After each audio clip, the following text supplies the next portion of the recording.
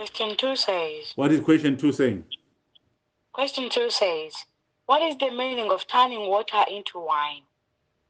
So I think we have covered this many times.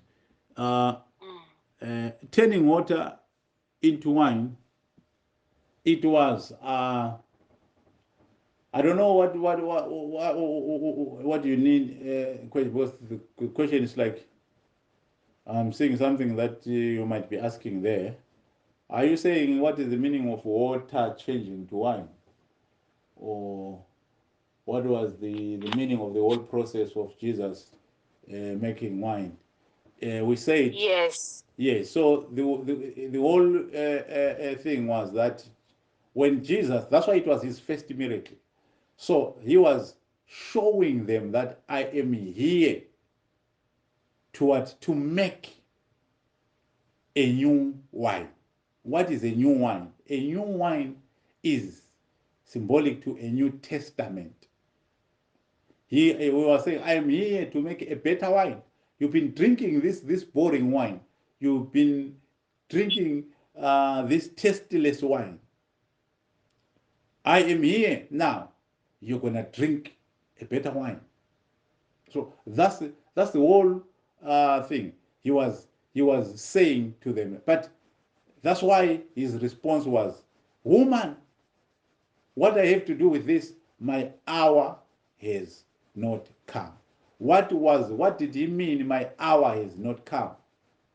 In other words, that's why I'm saying what Mary was asking, Mary did not even understand what he was asking. Because what Mary was asking there, he was asking Jesus to go to the cross and die. That's exactly what Mary is doing. Literally, we can say Mary came to Jesus in John 2 and say, Jesus, go to the cross and die. Jesus will say, woman, what are you talking about? It is not yet time. I can't go now. Wait. What is the hurry for? You want me to die now? That's what Mary asked Jesus to do. Mary asked Jesus to go to the cross. If we want to understand deep the meaning of to say they have but no wine. They have no wine. So what do you want me to do if there is no wine? That means I have to make another wine. How do I make wine? Because wine is blood. Wine is the New Testament. Because without a testament, without blood, the testament has no power. You cannot make a testament without dying. You cannot have wine without dying. You can't make a wine without dying. So Mary was telling Jesus to go and die on the cross. That's why you say, what are you talking about? This is not the hour to go to the cross. What are you talking about? Wait a little bit. Let me enjoy this wedding. I want to eat meat as well. You see now? So he was saying, go and die. So, but Mary was not even understanding what he's saying. Because that question, that idea was planted by the Lord at that moment.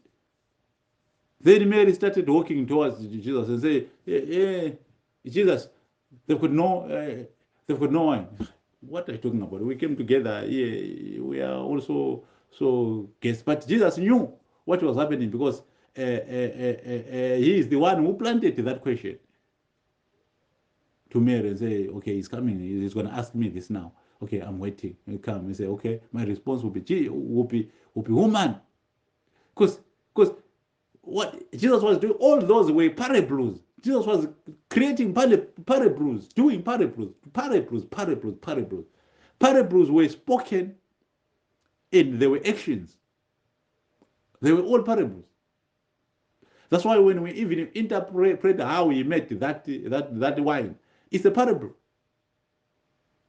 You see, he took this, he took water, he took 5 this, he put it. It's a parable. We can interpret it and say it means this, it means this, it means this. You see now? Let's read it and interpret it quickly.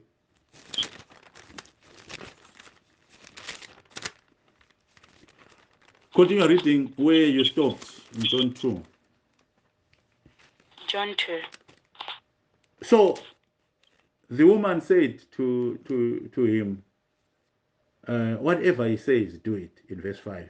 What is verse 6 saying? Verse 6 says, and there was set there 6 water pots of 6 stone. is the number of men. 6 is the number of men without God. So there were 6. 6 what? 6 water pots of stone. Yes. After the manner of the purifying of the Jews. Yes. Containing 2 or 3 fictions apiece. You see now. So if you look at now, because it preaches the testament of the law. The testament of the law is called the law and the prophets. The law and the prophets. You see now. So if you look at that, then, but it had 6. That's the problem. So you'll see that he filled water in those 6. So water, it talks about the preaching of what was preached in that testament of old. So it was the word of God, or it was a prophecy of what was coming. So if you took what was preached, what the law was preaching literally, it was giving you 6. It was not complete. It was not complete. Because if you have got 6, you have got a number of men without God. So, but those teachings of the Old Testament, it's where the gospel was preached. That's why it's water. So he's changing what was preached. Because when we say we're preaching salvation, we're not coming with a new doctrine from outside. No. We say, bring me Malachi, bring me Genesis, bring me Exodus, bring me the book of Amos, bring me Job, bring me Deuteronomy. We preach salvation from there. So these are the waters. But these waters, if you take them literally like that, there is no salvation. He needed to change them to a new one. He changed what is there. So when we are preaching, it's called revelation. We brings revelation from the scriptures that existed already. You see now. So Jesus changed water, which represented the teaching of the Old Testament, the teaching of the law of Moses. He brought wine out of those waters. In other words, he brought the revelation of Christ in those things. Let's read Luke 24, verse 24. Luke 24, verse 24 Yes. says, and certain of them which were with us went to the verse 25. Verse 25 says, then he said unto them, all fools and slow of heart to believe all that the prophets have spoken. Yes. Ought not Christ to have suffered these things? What else? And to enter into his glory? Yes.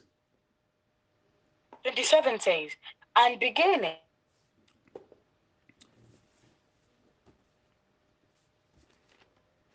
Yes, she's breaking. We can hear him. Who can read us Luke 24 quickly?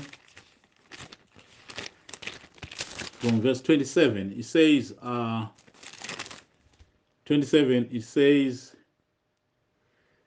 and beginning at Moses and all the prophets, he expounded unto them in all the scriptures the things concerning himself. Read verse 44 again. So in Moses and in the prophets, meaning in all the books of the prophets of the Old Testament, he showed in all the scriptures that it was talking about me. He brought wine out of Moses and all the prophets. Because Jesus is the wine. Because it is the blood of Jesus. Yes, verse 44. Verse 44 says, Verse 44 says, And he said unto them, These are the words which I spake unto you, while I was yet with you, Yes. that all things must be fulfilled, which were written in the law of Moses, and in the prophets, and in the Psalms concerning me. You see now. So in the law of Moses, because the law of Moses was prophesying about him, all everything it was talking about him, all the prophets of the Old Testament, the Psalms, everything it was talking concerning me. You see now. So all it was talking about him, but those words, thou shalt not kill,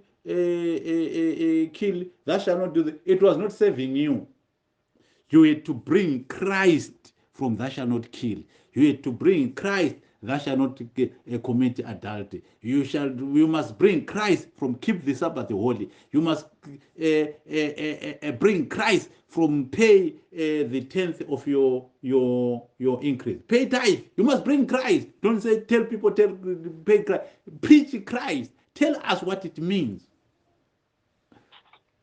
Then whatever you say, you are bringing Christ from there. That's a revelation. That's what salvation. That's what saves.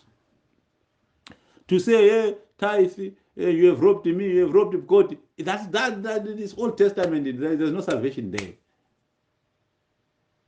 It's no longer true today. We have passed that. We want you to bring Christ from that because that was a prophecy.